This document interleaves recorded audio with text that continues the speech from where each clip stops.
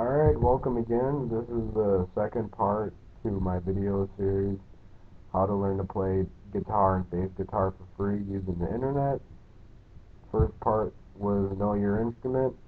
I think some of you might have felt, I don't know, gypped off from the information I try to express to you. However, it's very important that you know more than just how to play songs. In fact, that's really, how would I say it? It's really not as important as people make out. And the thing is yeah, that's the fun part about music, and we all like to have fun. However, that's not going to make you a serious musician. And you need to know your instrument like the back of your hand, all aspects. And the more you know about your instrument, the better off you are in all dynamics and aspects. And that doesn't mean just being able to play your favorite musicians' songs on guitar. If that's all you really want, then more power to you. Alright, I'm trying to make this serious for individuals who want to be serious musicians instead of just, hobbyists. And even as a hobbyist, you should still know this stuff because it's important of what you should buy. Even as a hobbyist, even if you're not planning to make this your career profession, it's still kind of insulting just to look at it as a novelty, especially considering all the individuals who have made a career out of this professionally and with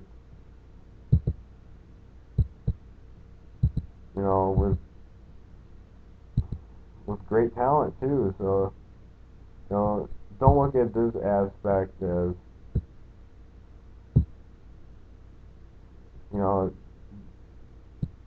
just me trying to give you your money's worth, because this is important. In fact, I actually missed an important dynamic, and that is, well, this is my website if you're not familiar with it. Oh, come on.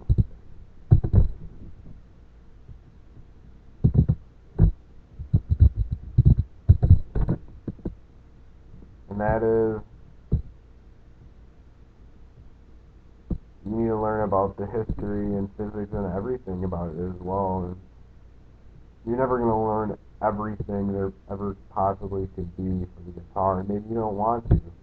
However, if you're going to play any genre of music, you should know about the artists who innovated and the styles and the techniques they used, and etc., etc. And that really brings us into the next part, because from my perspective, all those dynamics, from the history of music to the physics of music to scales and arpeggios and chords and all those dynamics, in my opinion, is the full encompassment of what we call music theory. So, I mean, if you're going to play guitar, you should learn about the styles you're going to play and how they played it, especially if you want to try to get into a historical reenactment or accompaniment or anything like that. You're going to need to know,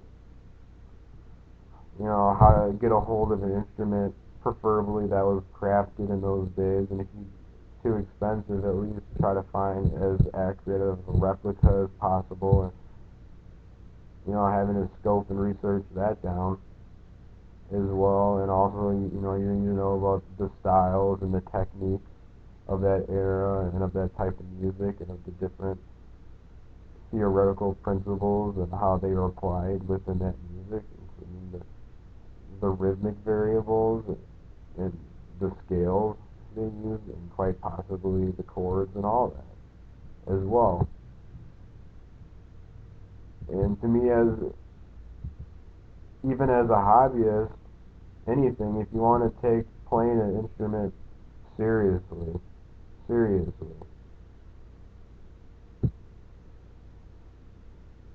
all this stuff from the physics of your instrument, if you want to be a serious musician, you're eventually going to want to build your own guitar or bass, especially, and you're going to need to know about the how the different parts of the instrument and how they're put together, and you're going to need to experiment with pickups and with the neck board possibly, and the number of strings, and whether you want a hollow body or not, whether you want it to be acoustic or electric, or even possibly acoustic electric, and even all the way down to what kind of bridge system do you want to use, to gain the specific tonality or timbre you're looking for within that instrument. You're going to need to know as much as you possibly can. And in fact, the more you focus on these theoretical concepts of sorting through and and absorbing this information, the better off you are at going to be able to pick up on songs and how to map your way through those songs a lot more easily and a lot more smoothly. And songs is going to be part 3 of this.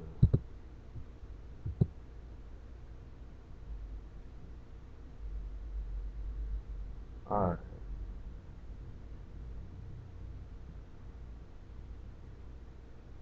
Where is it?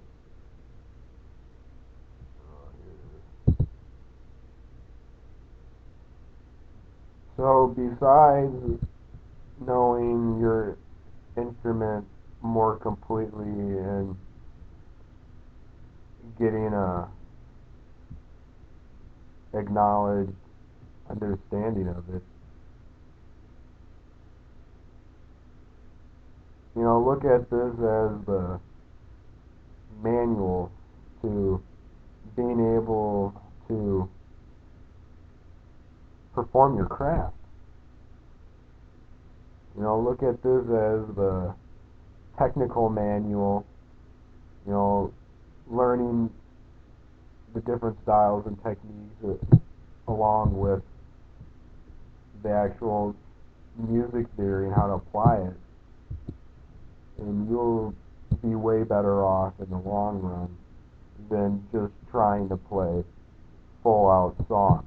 And that's one of the problems with a lot of internet savvy musicians is that they'll find a site, which I'm not even going to give one away yet. They'll find a site with a bunch of tablature on it, and they'll go on YouTube, and they'll find that song, and they'll find someone who covered it, and they'll sit there and they'll watch it, and they'll learn the song, and even the most technical, challenging songs of all time can be learned this way. And sure, you're brilliant at slowly absorbing and being able to play, some badass hard songs, but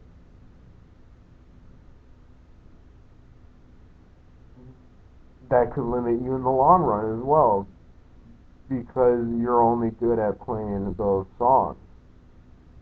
You haven't embraced the theory behind it and how to apply it, that you become trapped in that song.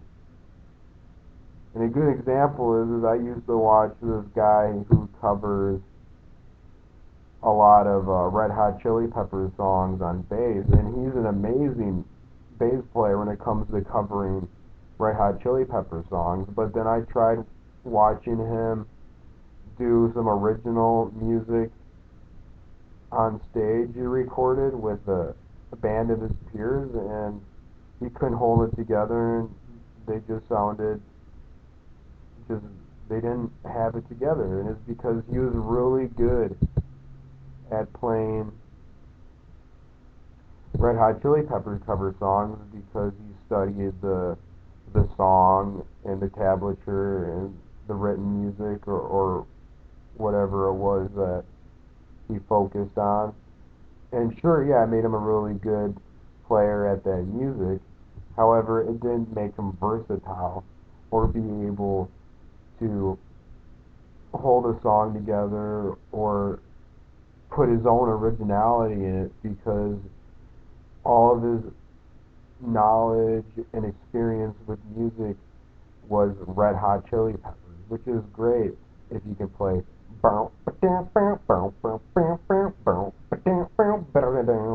which is great for Red Hot Chili Peppers songs and some other funk, but not very practical if you're trying to play Rush, or if you're trying to play jazz, or if you're trying to play country, or if you're trying to play blues, or if you're trying to play any other music besides Red Hot Chili Peppers. But it's really easy to find any song pretty much covered on the internet.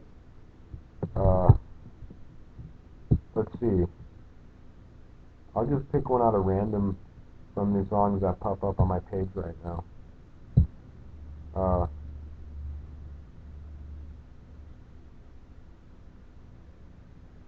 oh, here we go. Eric Clapton, Change the World. That one would be really easy to find. I already know several people cover this song on YouTube alone. Oh, you better yet if I put cover at the end of it. You guys see this? Cover this. Cover here. Here. All different kinds of covers of this song. Get a better look at it.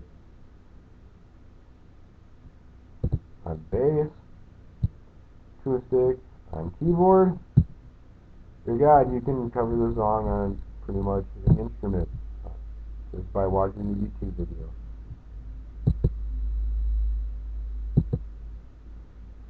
Even apparently instruments that don't even exist in the song, like keyboard. So that's another way you can learn your instrument, and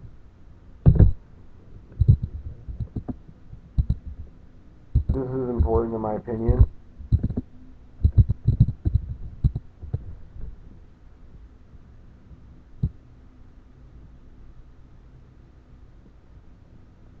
Darn, doesn't seem like he has one. What I'm trying to show you is a lot of musicians record videos and sessions or whatever, giving a lot of insight into their craft and how to play them, how to play what it is they're playing. Show you some licks and skills and stuff as well. So they give you a lot of the theory behind a lot of wisdom and practical information just accumulated naturally from years and years and years of experience and practice. You're better off trying to find jazz guitar lessons from your favorite jazz heroes if you have any. Or I'm sure there's some awesome guitar players. I could see Alex Lifeson having a lesson on here. He talks a little bit about guitar setup, and I'm trying to look for a full-blown hour, 2 hour video. That's too bad. You're gonna have to dig and dig and dig for your different favorite artists to see if they have the study videos of their styles and playing and techniques and stuff. And it's another really phenomenal way to get into the heads of, the professionals of what it is, they do for their livelihood, and get a greater understanding of how to play your instrument. They don't necessarily have to be your heroes as well. They could just be really phenomenal, fantastic musicians who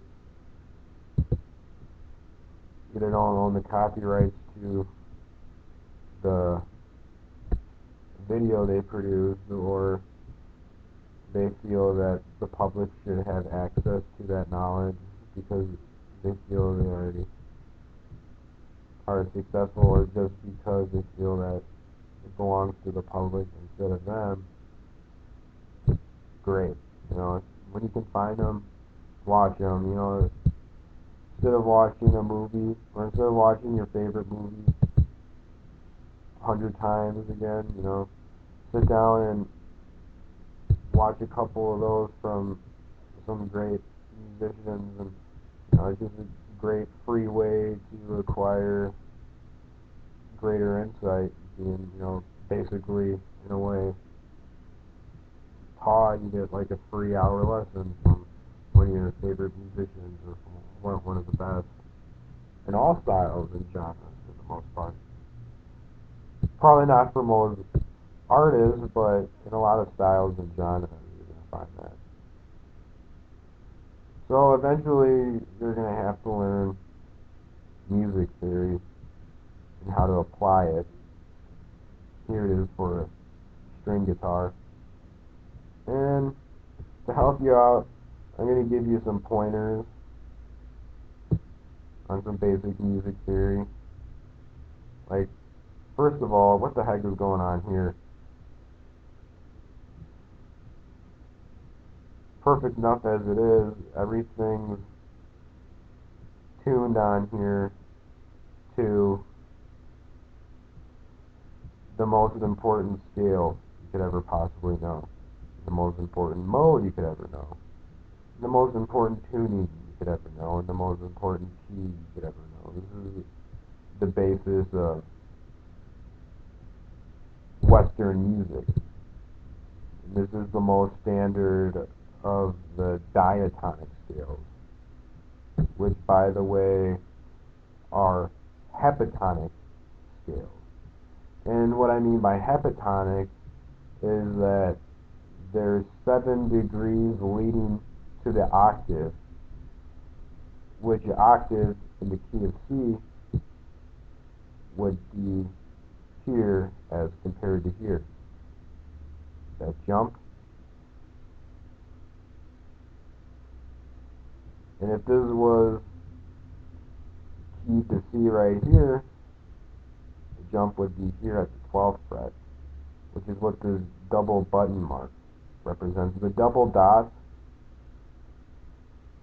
on the guitar fretboard represents the halfway point. And you can measure this physically. When I first tried, I didn't put into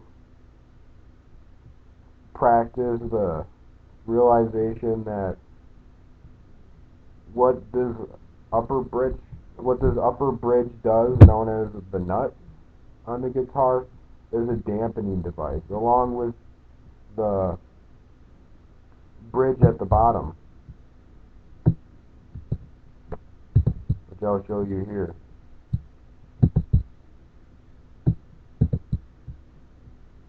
This bridge right here, where the cutoff, basically the cutoff point where the string no longer rests upon the bridge, same with the upper bridge, known as the nut.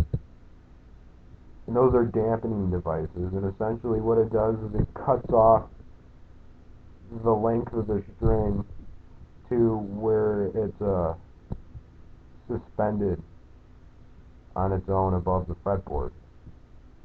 Which of course, if it's not suspended enough above the fretboard, then it causes it to vibrate against the fretboard, and known as a fret buzz, which is annoying and irritating. And of course, the art is you don't want too much tension above the fretboard as well, or you don't want it to be too far above the fretboard. Not necessarily tension, because tension, another aspect that deals with frequency variables, which is why guitars and stringed instruments of this type are probably the most technical of all instruments, because of the variations you can do on this instrument that you can't do on pretty much any other.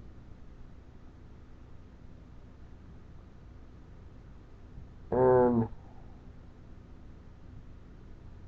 yeah, you don't want it to be too suspended above the neck board, because that's only going to make the action on the fretboard less functional, and the action is squeezing and the releasing, the general feel of that when you press your fingers up against the fretboard, on against the fret, which you're going to want to do towards the bottom of it, towards the bottom of the fret, because for most guitars, at the halfway point, known as the 12th fret, which we could actually count it here, 1, 2, 3, 4, 5, 6, 7, 8, 9, 10, 11, 12. So right here is the exact middle of the strings, exactly. In fact, right here, the fret and how it's placed on the guitar, on a standard guitar and bass anyways, is just right below the halfway point. So when you press down on the actual fret, it gives it the greatest definition possible.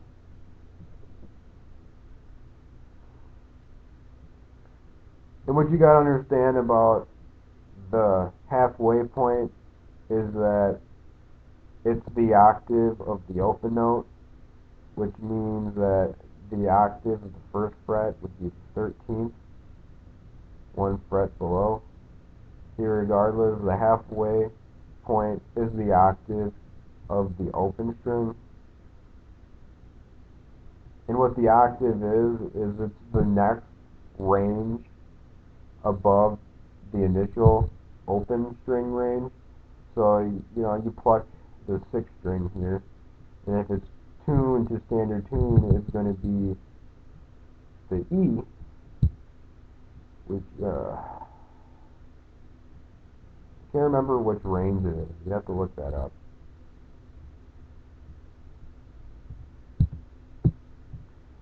So it's a tune to an E. I can't remember which E. I think it might be the range below middle C. But don't quote me on that. I think it's the range below middle C. And when you strike it on the 12th fret, it becomes the next range above that initial E. And what that is in terms of mathematics is it's the root squared. So the halfway point is literally the open string doubled. And so keep that in mind when playing guitar or bass. And another interesting thing about stringed instruments, especially guitar and bass guitar, is you got this weird thing going on right here. Like, you're like, okay, that's cool. That must just be what he was talking about over here, that just jumps to the next C, the octave above that, so it's the new range. Nope, it's the same range. And that's where guitar can be really tricky, because this is the same note, the exact same frequency of the exact same range. However, it has timbral differences because the strings are of different thickness, therefore also a different weight. Even though it's the same frequency, when playing it on the sixth string, the E string, like I said over here, I said in standard tuning, that's going to be an E. So these two notes right here are the same frequency, so they're the same note of the same range, but like I said, there is timbral differences because this one, in terms of its natural resonance, is lower than this one of its natural resonance because of the density and the weight of the string. It's tuned the same in this tuning, in the standard tuning, so the tension's the same. However, in the length of the string is the same. However, the string is thicker, which therefore makes it heavier, which therefore makes it a lower frequency.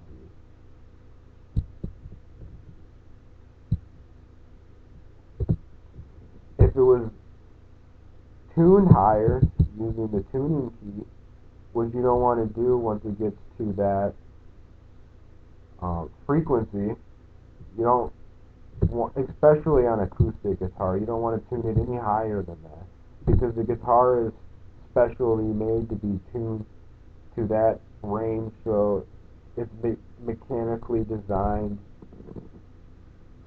for that level of tension. Anything higher will either, if you're lucky, snap the string, or it's going to pull your instrument apart because the tension is literally either going to break the tuning peg right here, or it's going to snap the bridge. See one of the little, I can't remember what they're called right there. The little tune, I can't remember the little peg you put in the bridge. Well, you can look it up yourself.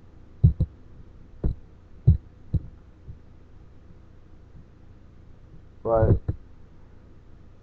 that's cool because with guitar, since you got two of the same frequencies going on here, you can play off that at different points in the guitar, or bass, because bass is the same thing. And when tuned in the standard tuning with the guitar, it's the same notes exactly, but one range even lower than guitar yet. So guitar and bass are tuned the same to the same level of tension. The only difference is because the bass strings are thicker than the guitar strings, it actually places the bass guitar in a range one lower than the guitar. But as you can see with portrait bass, you can see the same things going on here.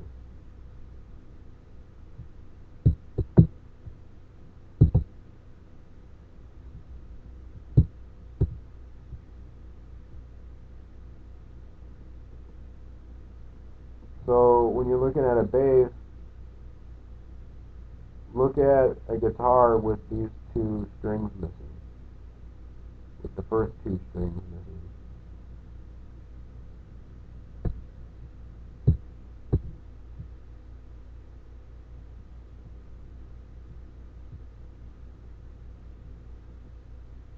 But it's neat because what all these notes are, all these little buttons popping up, are the notes within that scale. And that's known as the mode. And you can play at different ranges. It's a good thing to know for soloing, especially for bass guitar. Knowing the modes of the scale is really, I put it on arpeggios or chords, kind of the same thing.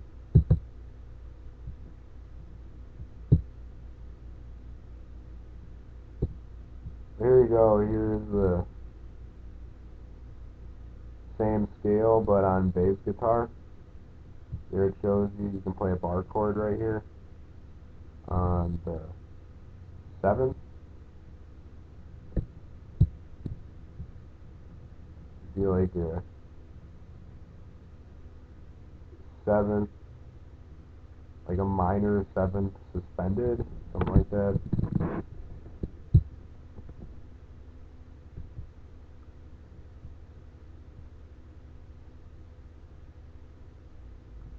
But yeah, you can play it different places across the entire instrument, and you can play the same notes at two different points throughout the instrument.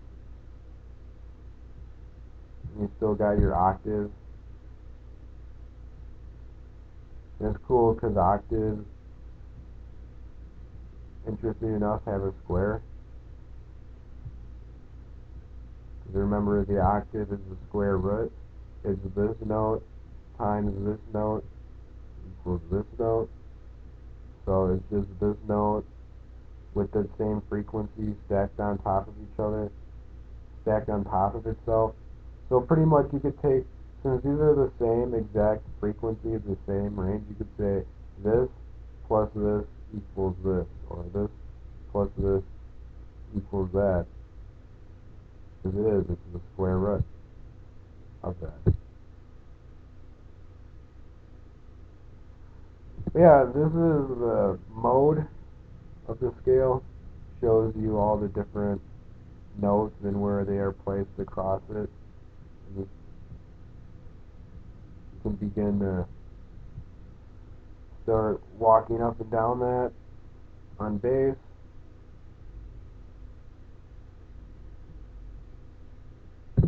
And essentially, that's how you play your bass scales. I mean, yeah, that's how you play your bass scales, obviously. I mean, that's how you do a lot more soloing with bass, is playing off these modes. Because bass is more of a rhythmic instrument instead of a melodic instrument. If you want to play guitar and want to solo more, you're going to have to mix this sort of thing with the melody of the song to get a real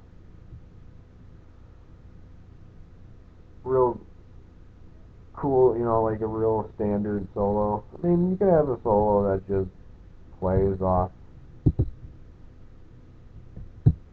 the mode here if you want. And a lot of solos do that. A lot of just runs and things off of this. You're playing within that scale, which changes depending on the music you're playing, which is where this comes in handy. Because you'd be like, oh my god, the C major scale, how is that going to teach me to play or blues music? And then you go to blues music, and you go down and you read about it. Oh, look at here, blues scale.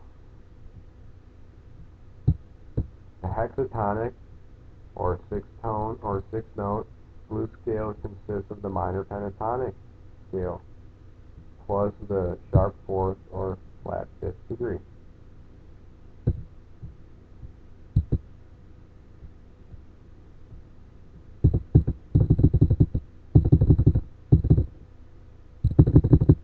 Let's see if we can find it in here.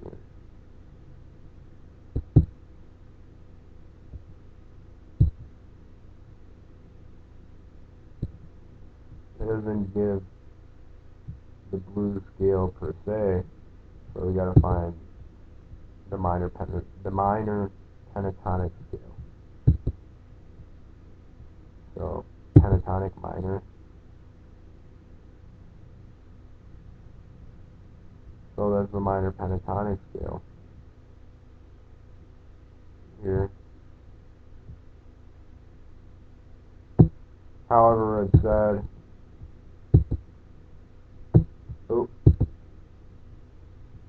it said plus the sharp fourth or flat fifth degree. You know, like, what the heck are they talking about? Well, let's take a look at it. So, 1, 2, 3, 4, 5, 6. That's the 8th. So that's got to be the 7th. And if you look at some of the other scales, let's look at, even if it was the major, okay, it was the minor. Let's look at this again. You got to realize, if you're struggling with anything, especially when it comes to things like chords and harmonies, you know, coming across things like what they're saying here, the degrees, you're going to have to come back to the major scale, because the major scale is the basis of all Western music theory. And so what that means is that it's the how you chart out the rest of the music theory that is applied to the chromatic scale, which is the 12-note system, known as the chromatic system, which there are other systems. There's the enharmonic systems, which is like, you know, you hear about the sharps and the flats, the black and the white keys on a piano, and the white keys are literally the C major scale, right here.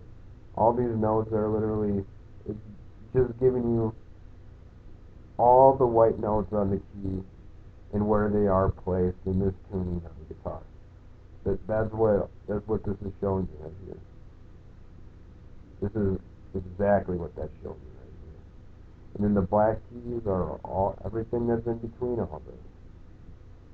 Well, there's other music systems where, if you want to look at it like frets, literally cut frets in between all the frets and create an harmonic notes from that. So instead of having the black keys, which are the sharps and the flats, you get double sharps and flats, essentially. And so you're going to want to know the major scale. And this is a great example of how that's used here.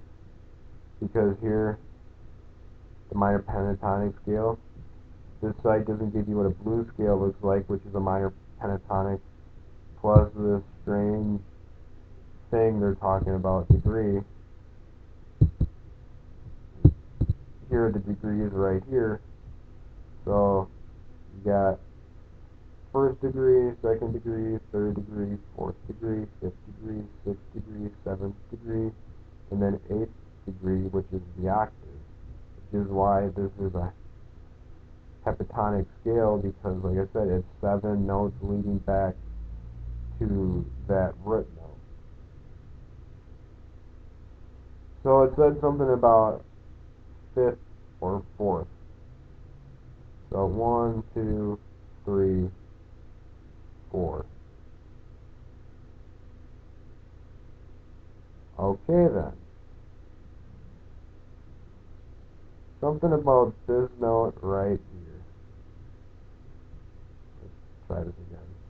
First, second, third, fourth. We got fifth right here. So first, second, third, fourth, fifth, sixth, seventh, eighth. So fourth and the fifth degree is right here on this C right here. You can also jump down here lower on the fretboard and first degree, second degree, third degree, fourth degree, fourth, fifth degree, sixth degree, seventh degree, eighth, back to the square root, up to the square root. So first, second, third, fourth, fifth, uh, the most important scale in the Western music theory. So now we can jump back to pentatonic minor.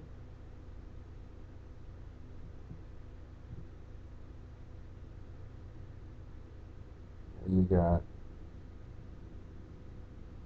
first, second, third, fourth. Now let's look at it again. First, second, third, fourth, fifth. Notice how this becomes a third in the minor scale.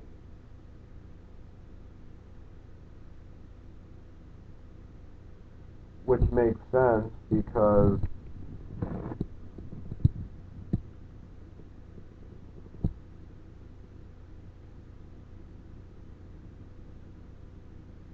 oh boy, how would I explain this?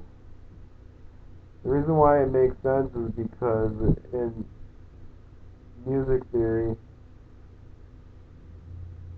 everything pretty much works in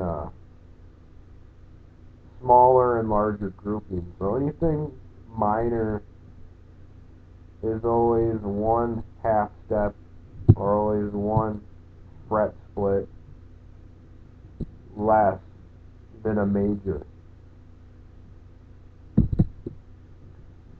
So this note is actually one half step or one half step closer to the root than the major variation of it.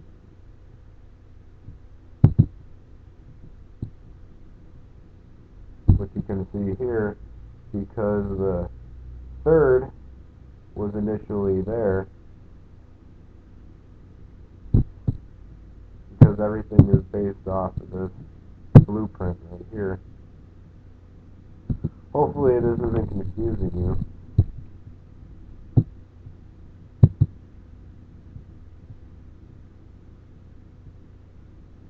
So there's the third, the fourth, the fifth. Let's look at that one last time between the scales. Because notice, first, second, third, fourth, fifth. Notice where those positions are right here. Fourth and the fifth. Right here. The fifth is right next to the octave. Notice you get that again here. The fourth and the fifth don't change. The reason why the fourth and the fifth don't change is because in traditional Christian music theory, this was after the rise of the Christian church and the end of paganism and the Greek ideals of music, which was very Middle Eastern and exotic. It incorporated a lot of inharmonic tones into their scale systems, into their melodies and all that and such. And once the Christian church came into play, they wanted to more kind of, I guess, segregate themselves from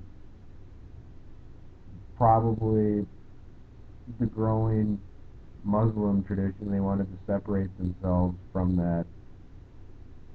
So they went more with a different system, one that was in many ways a lot more simple. However, also complicated in other ways in terms of chords and harmonic structure.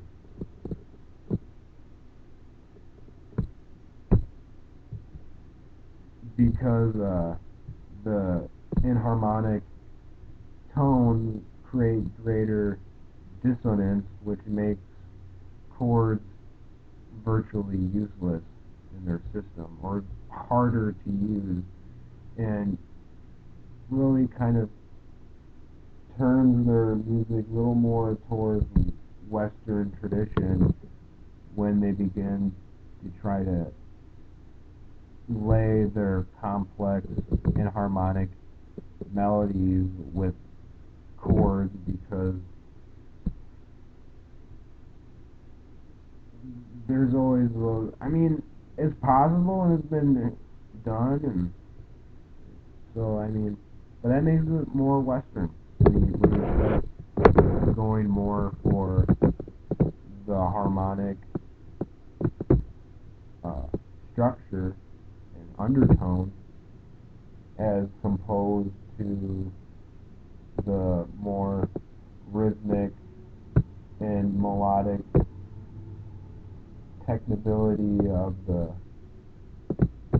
exotic schools, especially of the Middle East.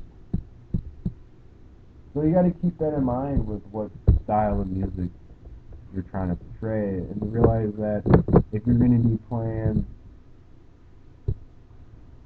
Western music, and by Western music I mean everything from most classical music all the way through jazz, to rock and roll, to pop, hip hop, country,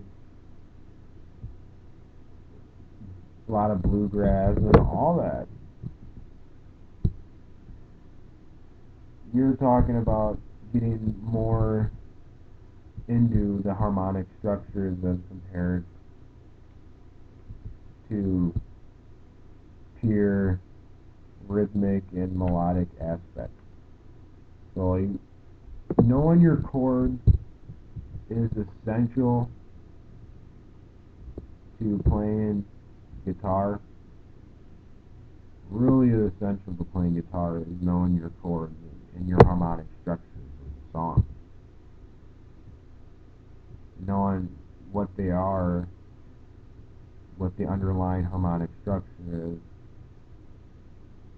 and being able to play that along with other things as well, like arpeggios, which arpeggios, I'll show you. Arpeggios are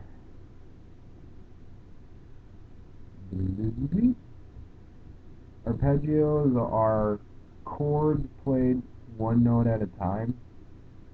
However, as you can see, there's different ways you can play the notes within that. So arpeggios can be what I call cordial, which means you can play them as a chord shape, like you could right here. Kind of probably be a weird chord you're playing right here. And there's better ones and easier chords and things you can play off of. However, at the same time, the G, C, D, G, E. So you could play it, blah, blah, blah, blah, blah, as well. In fact, scalar instead of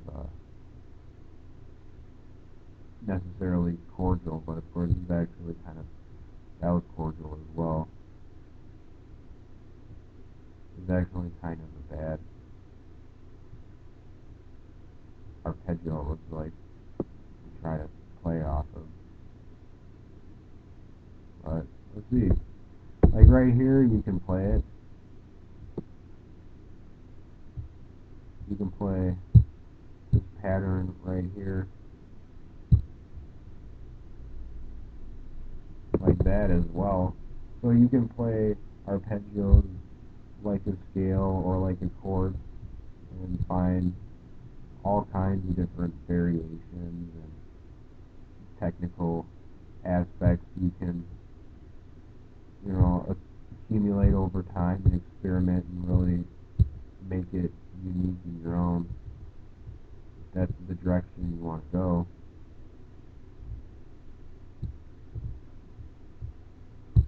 So that's my little tangent on arpeggios.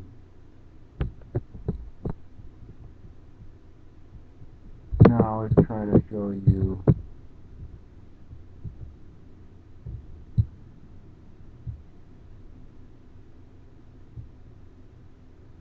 the fourth and the fifth. Like I said, never changes in classic early Christian music theory. And because of the early Christians, before I got on my pre-arpeggio tangent, which I remember was about the differences between the harmonic structure and the melodic and rhythmic structure of, I'm showing you right now, the fourth, the fifth, and the octave. Root, fourth, fifth, octave. Root, fourth, fifth, octave. Octave, fifth, fourth, root. Yeah, I know. Got off on a tangent on that about differences between, like I said, the harmonic structure of Western music, more rhythmic and melodic structure of exotic, especially Middle Eastern music. What's interesting is that in the early Western Christian tradition is that they saw the fourth and the fifth as divine, inseparable notes. And so when you began to deviate from that, you're actually considered evil and satanic for a while there. Like in musical mysticism, you were considered evil and satanic when you deviated from the fourth and the fifth, which is exactly what musical genres like blues and metal do. And so the flat fourth, or would it be the sharp fourth or the flat fifth, literally add a note in between there. And so the minor blues scale is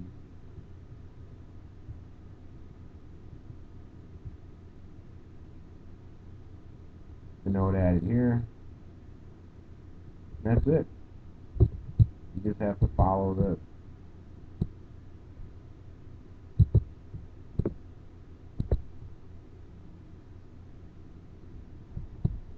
Wow, I really don't know where else I can go with this. I already gave you a bunch of practical advice, really, on how to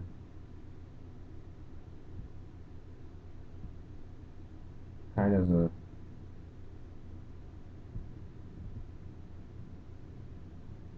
hopefully it was a good look at music theory and the different aspects of music theory and what I personally believe to be music theory. And if you have any problem or any struggles with how to play this, and you're more of an audio-visual learner, start with the C major scale.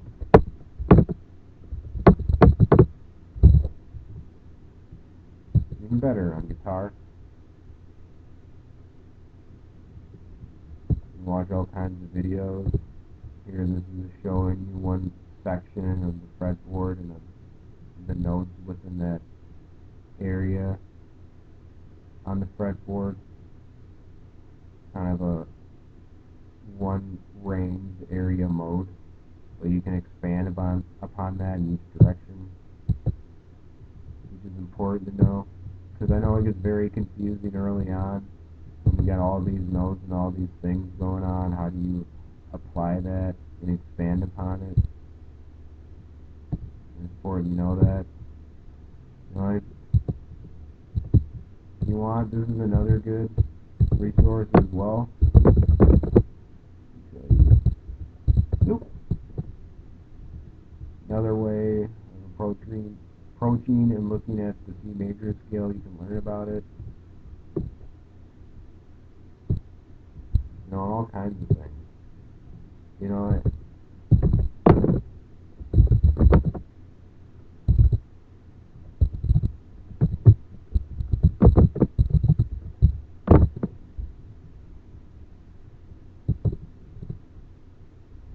get all kinds of visuals. This is what pops up simply by typing in major scale and looking at the images. So here you can look at an article and find other articles, all kinds of articles, because it's the most important scale in Western music, the major scale, especially the C major scale in the mode of Ionian, which is the white note, the white keys on the piano, white notes, if you want to call them that, the whole tones instead of the sharps and the flats. And you can see what it looks like on the guitar in standard tuning.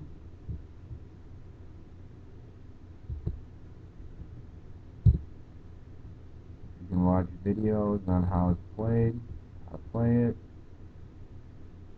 see once again how it looks like.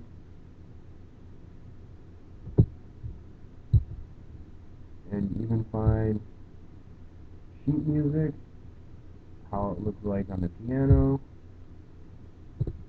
One gives some simpler looks on actually the modes of that scale played at the degrees in the scale, which is pretty sweet. That's cool. It's always good to know. So you can just come on here and find what looks comfortable with you at the moment. And, I'm sure a lot of these you can even copy and print them out, put them on your wall. That's not a bad idea if you have a printer or if you have access to a printer. You want to be surrounded with the information you're aspiring to learn to get more acquainted and more comfortable and more acquainted with your craft. So you place this information around you, whether or not you fully understand it at the moment.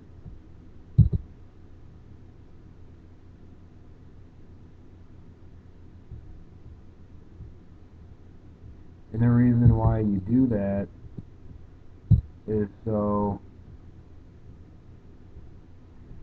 you're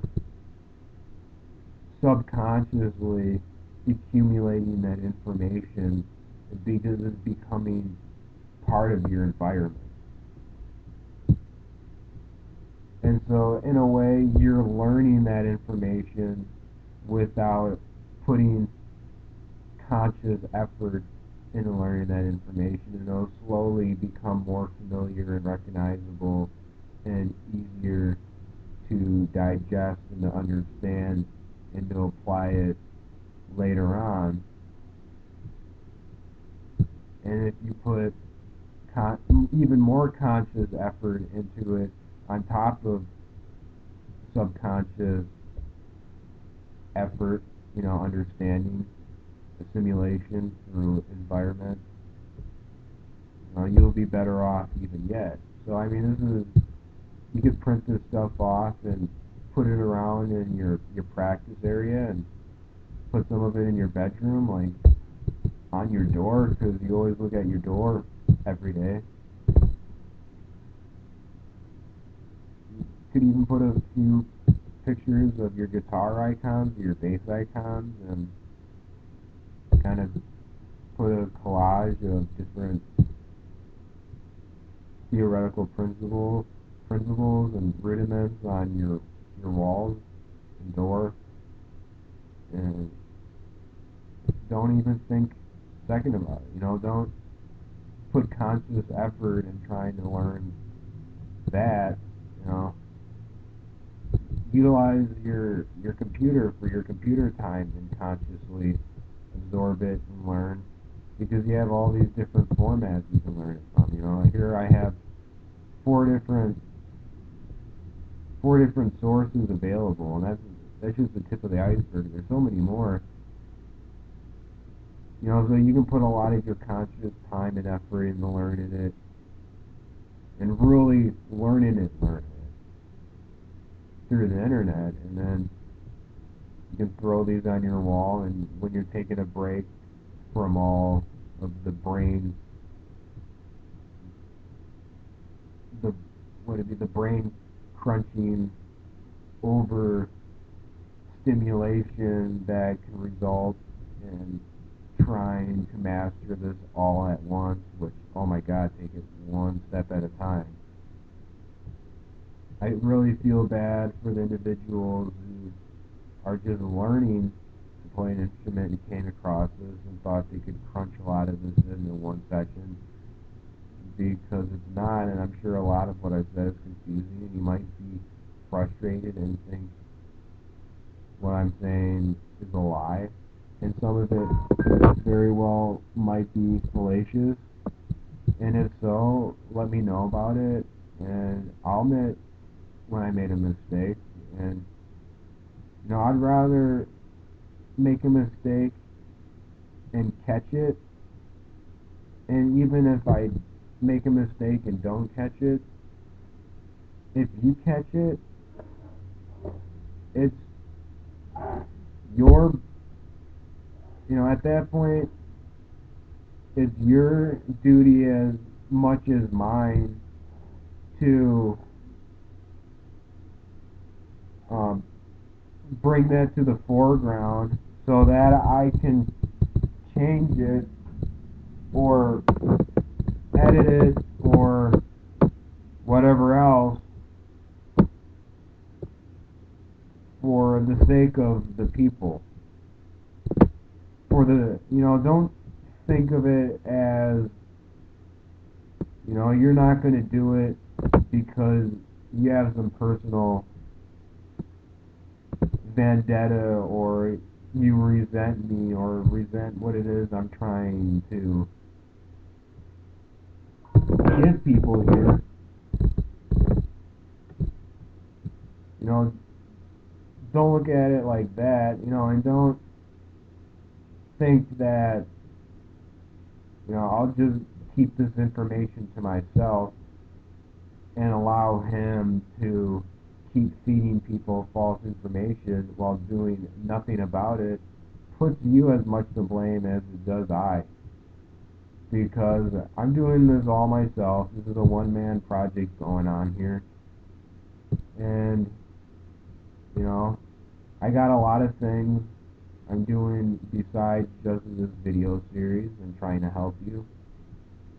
I got my other writings and things I've been working on my site and trying to fill out my site and things a lot more. You may not like a lot of the other things and dynamics, what it is I'm doing on my site, but irregardless, I hope you found this information to be interesting and practical and above all informative, and to really help to show you how you can utilize the internet for learning a lot of this. A lot of this seems pretty obvious, and it is very obvious. However, not every individual in the world truly, realizes how easy and obvious it is. And, sometimes it takes another individual to point out the obvious, and you have that you reach a moment, and the next thing you know is you're fully utilizing these resources and getting amazing, fantastic results from them. And if you can add this in with taking lessons and courses on music, you are going to be one phenomenal musician. Just stick to it. Stick to it. Early on, learn this. Don't even really worry about learning songs until you become at least more well acquainted with the C major scale. And then you can work up on learning songs. So, the reason why I say that is because I don't want you to end up like those musicians who can only play songs, which is going to be part three, but don't have the root, don't have the fundamentals and the rudiments down enough to where they can learn to play music for any situation, pretty much, and learn how to expand and be creative and how to use the different aspects and dynamics of music and music theory to approach music and become more universal as a musician as compared to just someone who can play some very intricate songs of a few bands or a certain genre. Instead of getting stuck, if that's what you want, and then skip this video, and go straight to the next, which haha I put it at the end, so in your face, but no, I'm just kidding. I'm just kidding. Because even if you are not taking this seriously as a profession and just want to do this as a hobby, just for fun, just because you think music's fun, doesn't mean you shouldn't take it with a level of seriousness. I don't think it's as technical as anything else. Cause it's the same thing as painting a picture or building a house. Same level of technability and technical insight. So, you know, obviously you do or you don't. I'm gonna try to quit saying that more and more as I go along in my videos and probably go back and oh, alright, I'm just gonna quit talking. You can just skip all this, which most of you will probably only watch only the 2 minutes of this anyway, so it's not like it really matters. I can say whatever I want at the end of this. Echo, echo, echo. Who's really gonna watch an hour and 8 minutes of this? Someone like me, if you are. Hey, hey, hey, hey, hey, hey, how's it going? Number nine, number nine, number nine. All right, I'm gonna stop. All right, have a good day, and I look forward to seeing you soon. All right, hope you learned a lot. And I hope you stuck with it because this is good, valuable information, I believe. All right, thank you.